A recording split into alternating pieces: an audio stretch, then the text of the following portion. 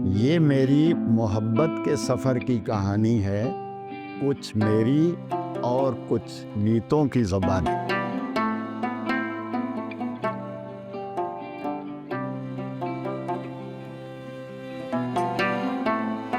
معزز سامعین و ناظرین، زندگی کے سفر میں کو پسند کرنے کا بہت بہت شکریہ۔ جب میری پیدائش ہوئی تو ویسے تو میں نے جو اپنی تاریخ پیدائش نکالی وہ ماں دادی اماں کی یادداشت کی بنیاد پہ، کیونکہ انہوں نے بتایا تھا کہ اس وقت چاند کی 11ویں اور ماگھ مہینہ تھا، اور یہ ان کو پتہ تھا کہ وہ فلاں سال کے قریب، یعنی عمر اب ان کی اتنی ہے۔ تو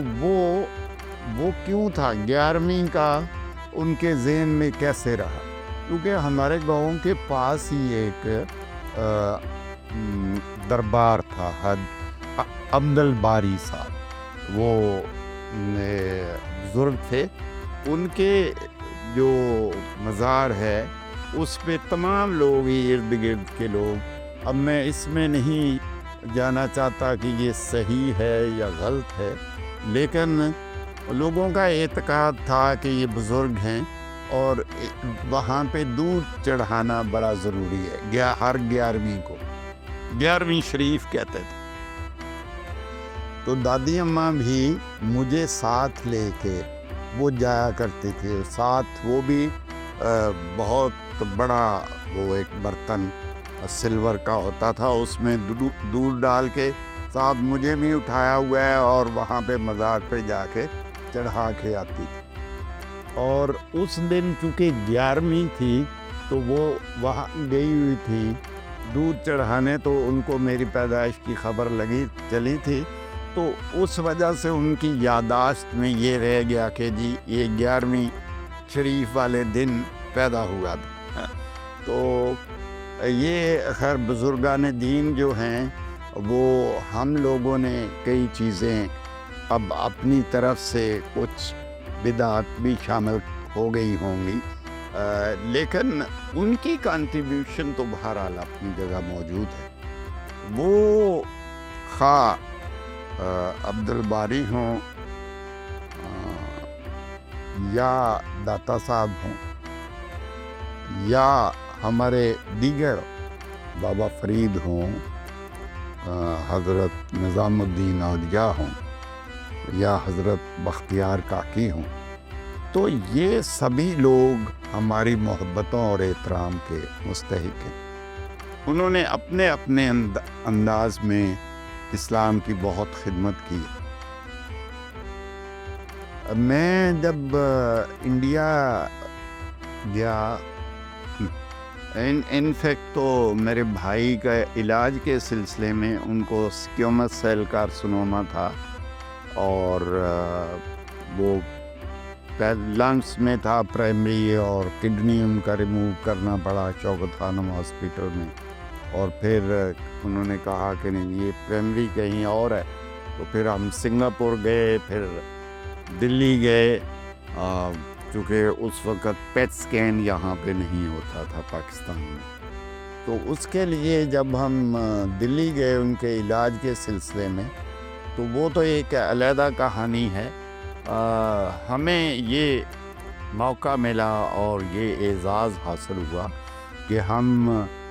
ان بزرگان دین کے مزار پر حاضری دیں اور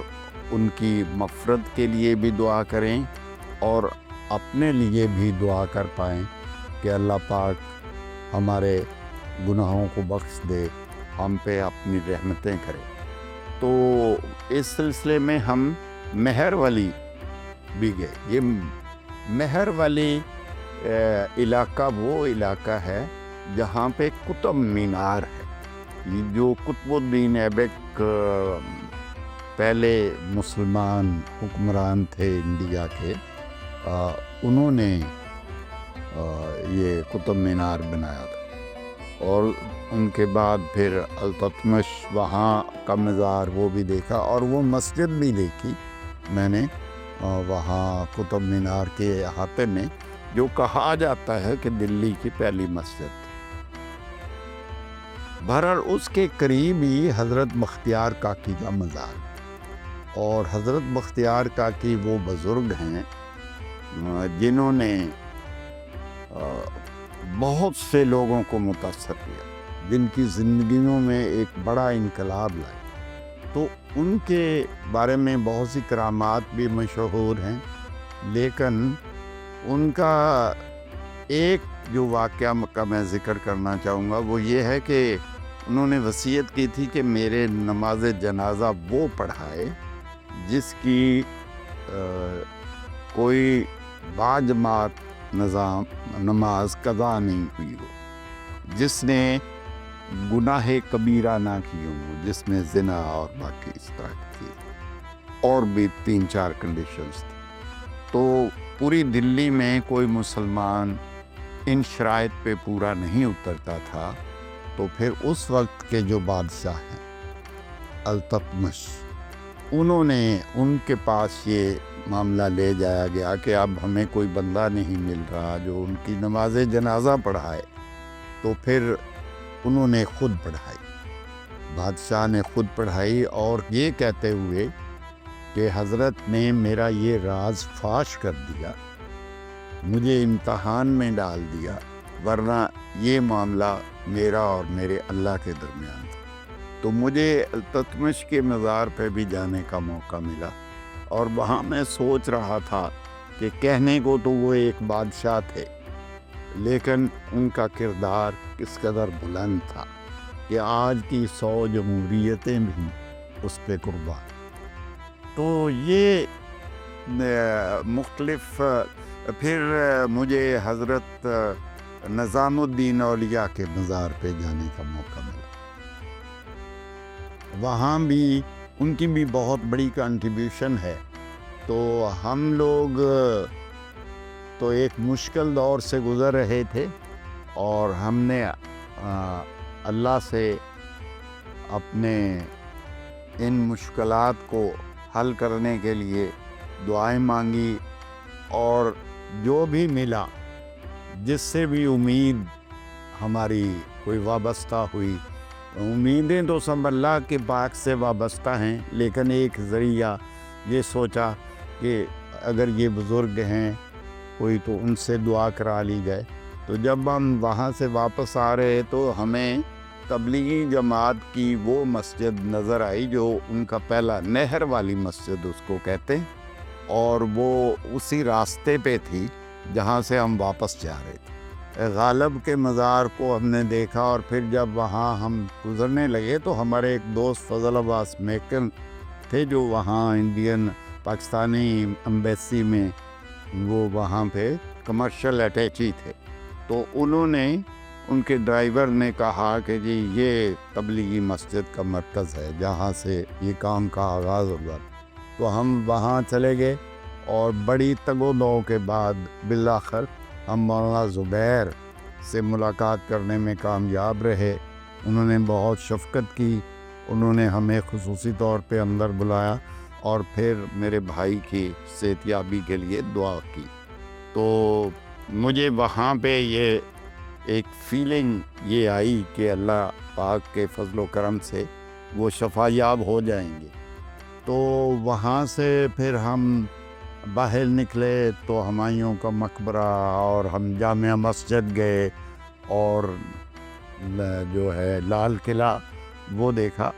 تو اس راستے سے بھی گزرے جہاں مغل شہزادوں کے سر کاٹ کے ان کے ڈیڈ باڈی لٹکائے گئے تھے برٹش دور میں 1857 میں جب جنگ آزادی ہوئی. تو یہ تمام تاریخی چیزیں ہیں، آپ لوگوں نے پہلے بھی سنی ہوں گی، اور ان کی کوئی تفصیلات آپ بہت سے ذرائع ہیں اب تو آپ کو ملتی رہی ہوں گی. تو یہ چیزیں پھر ہم جو ایک انٹرسٹنگ معاملہ تھا وہاں کہ ہم نے وہاں دیوالی کا ایک فنکشن اٹینڈ کیا، کیونکہ وہ فضل عباس میکن صاحب کو خصوصی طور پہ دعوت دی گئی تھی، اور ہمیں بھی انہوں نے پھر انوائٹ کیا کہ آپ بھی آئیں اور شامل ہوں. میں اپنے بچپن کی یادوں کو آپ سے شیئر کر چکا ہوں. اور ایک آدھ چیز جو اور میرے ذہن میں محفوظ ہے وہ 9 گزے کا میلہ، وہ میلہ جو ہمارے گاؤں کے بالکل قریب لگتا تھا۔ یہ 9 گزے کا جو میلہ ہے یہ کسی بزرگ کی ایک ایسی قبر تھی جو 9 گز لمبی تھی، تو گاؤں کے لوگ گرمیوں کے موسم میں یہ لگا کرتا تھا، بہت ارد گرد سے لوگ اکٹھے ہوتے تھے اور وہاں ان کے مزار پہ فاتحہ بھی پڑھتے تھے، اور لیکن وہاں پہ انٹرٹینمنٹ کا سامان زیادہ ہوتا، جھولے لگے ہیں اور کبڈی کا میچ ہو رہا ہے اور مختلف گانے والے اور ناچنے والے اور کرتب دکھانے والے لوگ جمع ہوتے تھے، اور پھر جلیبی کی دکانیں لگی ہیں اور کہیں مٹھائی بن رہی ہے تو کہیں پکوڑے، تو وہ بڑا ایک فیسینیٹنگ ایک ہوتا تھا ایونٹ ہمارے ارد گرد جہاں پہ کوئی انٹرٹینمنٹ کا سامان نہیں تھا، تو یہ ایک بڑی ایکٹیویٹی ہوتی تھی اور لوگ انتظار بھی کرتے تھے، سبھی لوگ جاتے تھے۔ ایک اور جو مجھے کئی سال بعد مجھے اتفاق ہوا وہ بڑیلا شریف ہے ڈسٹرکٹ گجرات میں، وہاں پہ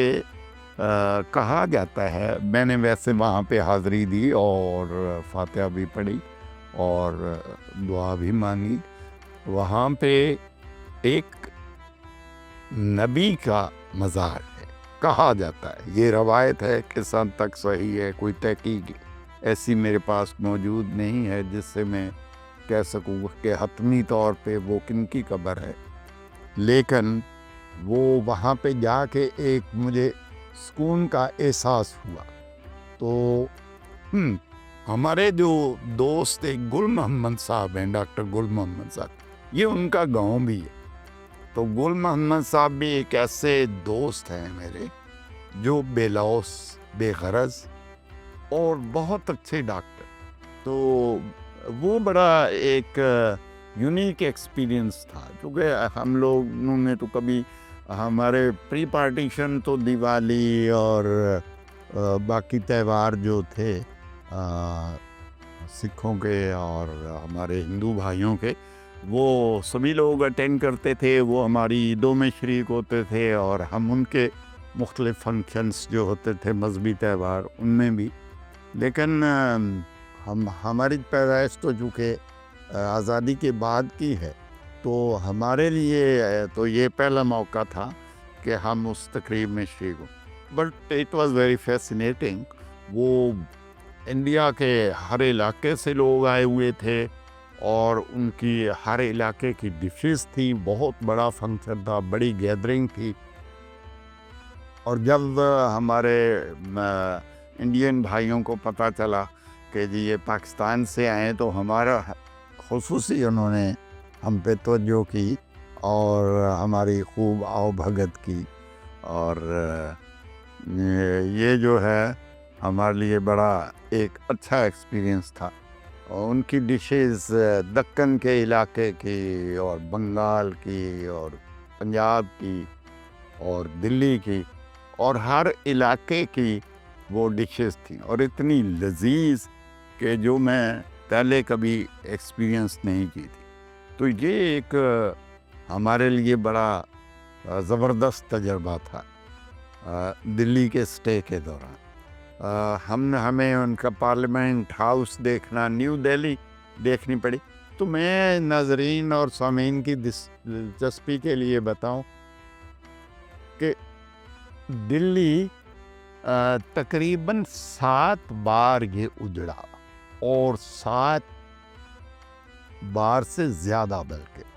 تو یہ جو ہے وہاں پہ جو مغل پیریڈ کا ایک اور دلی ہے اور سلطنت پیریڈ کا ایک اور دلی ہے،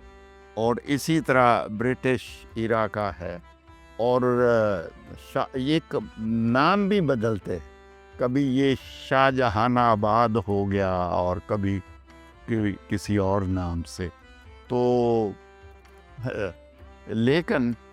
وہاں پہ جو قلعے ہیں مختلف ادوار کے، وہ اب بھی وہاں پہ موجود ہیں. تو مجھے جب وہاں جامع مسجد میں جانے کا موقع ملا تو وہ بھی ایک زبردست ایکسپیرئنس تھا. وہاں پہ جب بادشاہ نے بنایا اس کو تو وہاں پہ ایک جگہ مخصوص کی گئی ہے. وہ بادشاہ نے خواب میں دیکھا کہ ہولی پروفٹ وہاں پہ وضو کر رہے ہیں. تو بادشاہ نے پھر اگلے ہی دن اس جگہ کو محفوظ کرا دیا کہ بھئی یہاں پہ اب کسی اور کو اجازت نہیں ہے، اور وہ ایک لوگوں کی زیارت کے طور پہ جگہ محفوظ کر دی.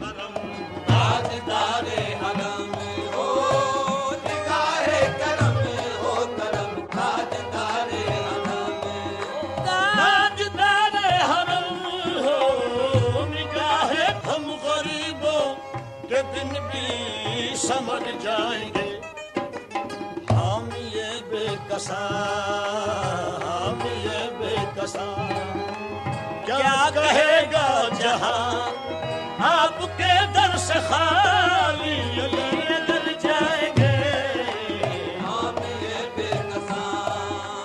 کیا کہے گا جہاں آپ کے در سے زندگی کے ساتھ